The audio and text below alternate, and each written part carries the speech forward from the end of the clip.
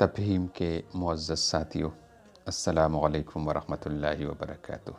اللہ تعالیٰ سے دعا ہے کہ آپ کی زندگی مشکلات سے مکمل آزاد ہو۔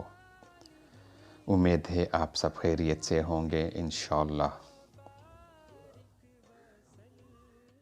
میں اللہ تعالیٰ سے دعا گو ہوں کہ آپ سب ہمیشہ خیریت سے رہیں، آمین۔ آئیے آج سے قرآن حکیم کی تعلیمات اور آیات سے زندگی کے مشکلات کا ازالہ کریں۔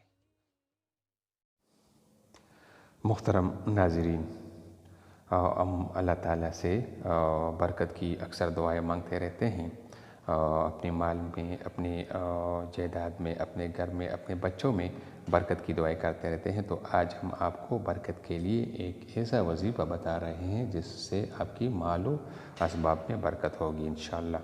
تو آپ کو چاہیے کہ لا الہ الا اللہ پڑھ کر استعمال کی چیزوں پر دم کر دیا کریں، تو انشاءاللہ حفاظت بھی ہوگی، اور اللہ تعالیٰ سے امید کامل ہے کہ آپ کی استعمال کی چیزوں میں یا آپ کی مال و اسباب میں اور آپ کے تمام چیزوں میں برکت ہوگی انشاءاللہ۔